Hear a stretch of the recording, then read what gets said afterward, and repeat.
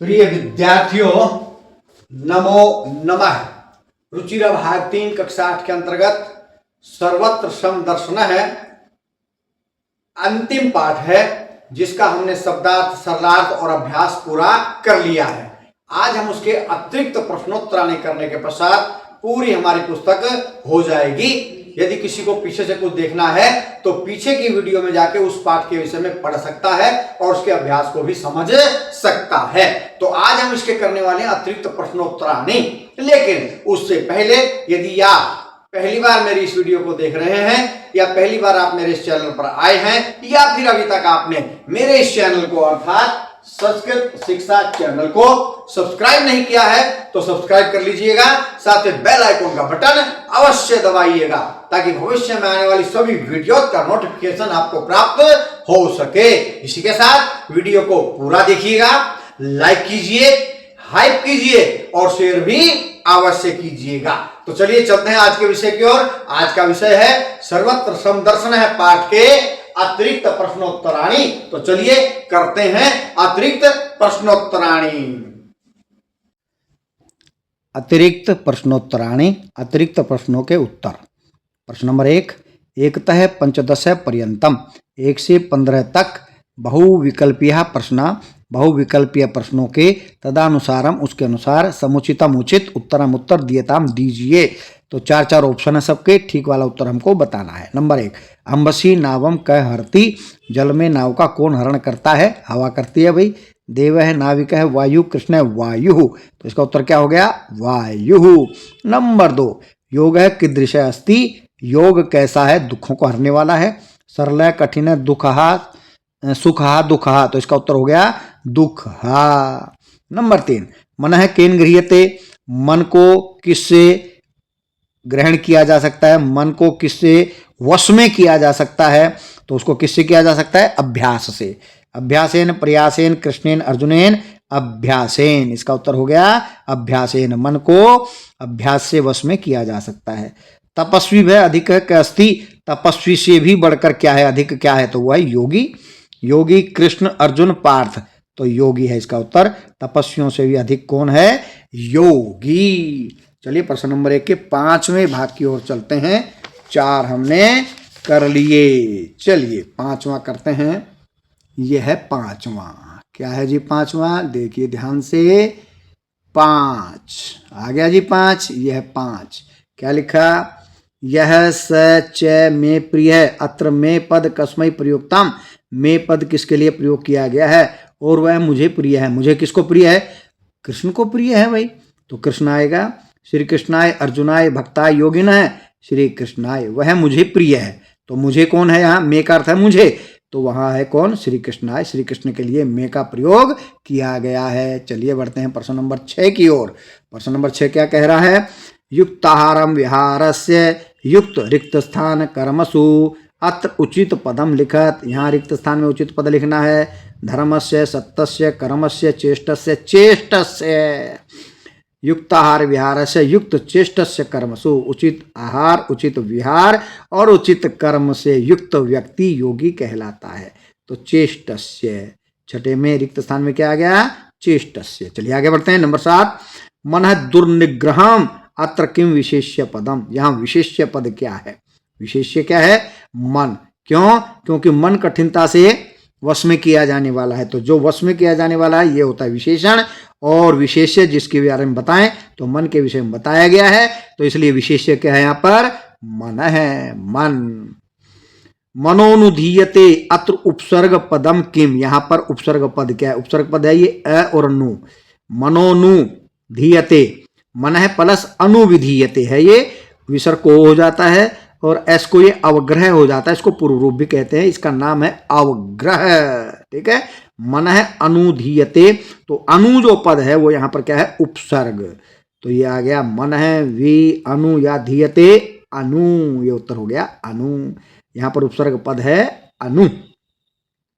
आत्मैव अत्र संधि विच्छेदम करो। यहाँ पर संधि विच्छेद करो। आत्मैव जैसे होता है सदा जमा एव सदैव, उसी प्रकार यहाँ बनेगा आत्मा प्लस एव। तो आत्मा प्लस एव देखिए कहाँ पर है? आत प्लस मैव, आत्म प्लस एव, आत्मा प्लस एव, आत्म प्लस आयु, ये है आत्मा प्लस एव, सदा जमा एव की तरह सदैव वृद्धि संधि हुई है, तो आत्मा प्लस एव, आत्मैव की संधि छेद क्या होगा, आत्मा प्लस एव।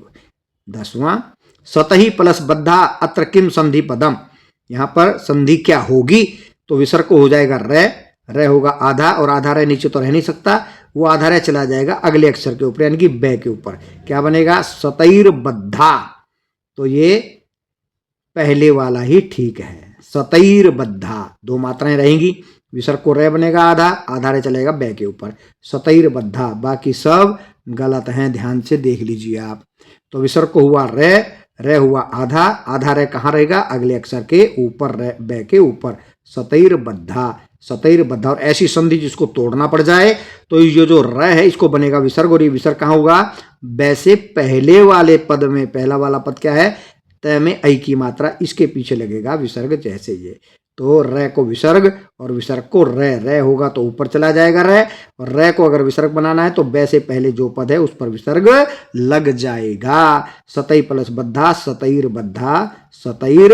बद्धा। आगे बढ़ते हैं, कौन सा पद आया आगे, है भाई आगे पद क्या आया बताइए, भवंती, क्रियापदे का धातु, भवंती में कौन सी धातु है, भू धातु है भाई, ये आ गया भू, भव भो भा भू धातु है, और इसके रूप चलते हैं भवती, भवतः, भवंती, प्रथम पुरुष बहुवचन का रूप है, तो इसमें धातु क्या है, भू। चलिए आगे बढ़ते हैं, कौनते पदस्य पर्याय पदम किम, कौनते कुंती पुत्र यानी कि अर्जुन है इसका अर्थ, तो इसे मिलता जुलता हमको बताना है, कृष्ण है, केशव है, भरत है, पार्थ है, कृष्ण और केशव कृष्ण के नाम है, पार्थ है और भारत, इसमें से क्या है, पार्थ है कौनते का, पृथा का पुत्र अर्जुन, कुंती का पुत्र अर्जुन, कौनते और पार्थ एक दूसरे के पर्यायवाची हैं, तो कौनते है, पार्थ है, एक ही बात है, तो 12 कर लिए हैं हमने, कुल 15 करने हैं, 3 और बाकी हैं, 3 ऊपर दिए गए हैं, देख लीजिए ध्यान से, बाकी 3 भी आगे है। 13वें पर क्या लिखता है, 13वां प्रश्न, अंभसी इति शब्द से किम अर्थ है, अंभसी मैंने होता है जल में, पानी में, तो देखते हैं, सप्तमी व्यक्ति का एक वचन है, तो गृहे वने जले मंदिरे क्या बनेगा, जले, जल में, अंभसी का अर्थ है पानी में, जले का अर्थ भी है पानी में, तो इसका ये जले पर्यायवाची शब्द है, अंभसी का अर्थ बताना है, अर्थात यानी कि वही बताना है, जले, जल में। चलिए आगे बढ़ते हैं, प्रश्न नंबर 14, आशा पदस्य विलोम पदम किम, आशा निराशा, आसान है, इच्छा, कामना, निराशा, प्रत्याशा, निराशा, आशा का उल्टा निराशा। प्रिय पदस्य विलोम पदम किम, ए लग जाएगा आगे, अप्रिय है, चलिए देखते हैं, मित्र है, अनुज है, अन्य है, अप्रिय है, तो अप्रिय हो गया, प्रिय का विलोम पद अप्रिय है, आशा का निराशा, अंबसी का जले। चलिए बढ़ते हैं आगे, प्रश्न नंबर 2 की ओर, क्या कह रहा है प्रश्न नंबर 2, देखते हैं, अधोलिखिता नाम भावार्थम लिखत, नीचे लिखों का भावार्थ लिखो, योगो भवति दुखहा, योग दुखों को नाश करने वाला है, देखिए उत्तराणी उत्तर लिखा है, पहले सीधा अर्थ लिखना है, फिर उसको हमें थोड़ा समझाना है, ठीक है जी। योगो भवति दुखा, योग मतलब योग है, भवति दुखा विसर्ग को ओ हो जाता है, तो योग है भवति दुखा, योग दुखों को नाश करने वाला होता है, तो योग दुखों का नाश करने वाला है, आगे ये पूरा इसका भावार्थ, क्योंकि इसने लिखा है भावार्थ, हम लिखा है भावार्थ लिखेंगे आगे, परंतु योग में सिद्धि प्राप्त करना सबके बस की बात नहीं, योग के द्वारा उन्हीं साधकों के दुखों का नाश होता है जो यथा योग्य आहार विहार करने वाले हैं, कर्मों में यथा योग्य चेष्टा करने वाले हैं और यथा योग्य सोने तथा जागने वाले हैं। इन नियमों का पालन करने वाले योगी के दुख योग के द्वारा अवश्य ही नष्ट हो जाते हैं। तो ध्यान करिएगा भाई, ये बातें करनी पड़ेगी तभी योग करेगा, अगर ऐसा काम नहीं करेंगे तो योग दुखों का नाश नहीं कर सकता है। ये सब करना पड़ेगा, समय पर उठना, समय पर सोना, समय पर जाना, समय पर खाना, समय पर सब कुछ करना, उसी व्यक्ति का योग नाश करता है। किसका? दुखों का। चलिए है, मनो दुर्निग्रहम चलम, मन चंचल है और कठिनता से वश में होता है। तो क्या इसका सीधा अर्थ? पहले मन निस्संदेह चंचल तथा कठिनता से वश में किया जाने वाला है। ये तो हो गया इसका अर्थ। अब आगे इसका भावार्थ देखिए ध्यान से। मन को वश में किए बिना योग में सिद्धि असंभव है। मन को वश में करने के लिए अभ्यास एवं वैराग्य की आवश्यकता पड़ती है। सांसारिक विषयों से मन को हटाना वैराग्य है तथा भगवान के नाम और गुणों का श्रवण कीर्तन मनन तथा श्वास के द्वारा जप करना अभ्यास है। इस प्रकार वैराग्य एवं अभ्यास से चलायमान मन को वश में किया जा सकता है। तो मन को ऐसे वश में करेंगे, यदि सांसारिक चीजों में हमारा मन लगा रहेगा तो वह उस मन को वश में नहीं किया जा सकता है। तीसरा ग हर्षामर्षमयोद्वेगै मुक्तो यह सच में प्रिय है। हर्ष दुख भय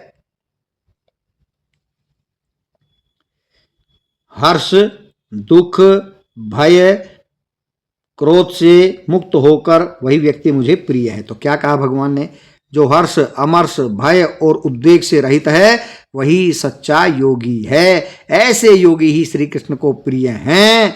ऐसा योगी न तो किसी को दुख पहुंचाता है और न ही किसी जीव से दुख का अनुभव करता है। ठीक है जी, इन चारों चीजों से जो रहित वही सच्चा योगी। किससे? हर्ष में अत्यधिक हर्ष न हो, न दुखी हो, न भय लगता हो और न ही उद्वेग हो। ये चारों से जो रहित व्यक्ति है वही भगवान श्री कृष्ण को प्रिय है। चलिए आगे देखते हैं। प्रश्न नंबर 3 आ गया है। प्रश्न नंबर 3 क्या कहता है? प्रश्न नंबर 3 निर्देशानुसारम उत्तरत लिखत। निर्देश के अनुसार उत्तर लिखो। नंबर 1 यानी कि कै कर्म शब्द से सप्तमी बहुवचने किम रूपाम कर्मसु योगायुक्तात्मा सर्वत्र समदर्शन अत्र किम अव्यय सर्वत्र वैराग्यनिति पदे का विभक्ति तृतीया। चलिए पीछे देखते हैं क्या लिखा है। उसके बाद व्याकरण भाग की ओर हम बढ़ेंगे। चलिए देखिए ऊपर क्या लिखा। अभी तो और प्रश्न भी है भाई। क्या प्रश्न है अभी? घ कौनते शब्दस्य किम अर्थ है? कौनते का अर्थ है कुंती पुत्र अर्जुन। भव क्रियापदे कह लकार है, लोट लकार, भवतु भवताम भवंतु, भव मध्यम पुरुष एक वचन का है। तो देखिए सबके कर्म के सप्तमी बहुवचन में कर्मसु, सर्वत्र अव्यय, वैराग्यण में तृतीया विभक्ति, कौनते का अर्थ कुंती पुत्र अर्जुन और भाव है लोट लकार है। आगे बढ़ते हैं। दुखहा क्या दुखा कौन है? विशेषण से विशेषण योजियत, विशेषण के साथ विशेष्य को जोड़िए। दुखहा दुख को नष्ट करने वाला कौन है? योग है। सर्वत्र क्या? समदर्शन है, पाठ का नाम है। सर्वत्र समदर्शन है, सभी को समरूप देखने वाला। योग युक्त क्या है? आत्मा। दुर्निग्रह कठिनता से वश में करने वाला क्या है? मन है। आसुरी क्या? संपदाम। चलिए नीचे देखते हैं। दुखहा योग है, सर्वत्र समदर्शन है, विशेषण विशेष्य को जोड़ रहे हैं। योग युक्त आत्मा, दुर्निग्रह मन है, आसुरी संपदाम। चलिए पर्याय पदों को जोड़ते हैं। अंबसी पानी में क्या बनेगा? जले। रिपु अर्थात शत्रु, ये हो गया शत्रु। कौनते? ये कुंती पुत्र अर्जुन यानी कि अर्जुन है। ईहंते, ईहंते मतलब इच्छन्ते चाहते हैं। दर्प अहंकार है, अहंकार। तो चलिए अंबसी जले, रिपु शत्रु, कौनतेय है अर्जुन है, ईहंते इच्छन्ते, दर्प अहंकार है। इस प्रकार हमने रुचिरा भाग 3 के सभी पाठों को पढ़ लिया है, उसके अभ्यास को कर लिया है और अभ्यास के बाद अतिरिक्त प्रश्नोत्तरों को भी कर लिया है। जब भी आपको जिस भी पाठ की आवश्यकता हो पीछे जाकर के उस पाठ को आप पढ़ सकते हैं, देख सकते हैं, उसकी वीडियो और अच्छी प्रकार से उसको समझ सकते हैं। कल से करेंगे हम आगे इसका व्याकरण भाग। तब तक के लिए जयतु सुरभारती।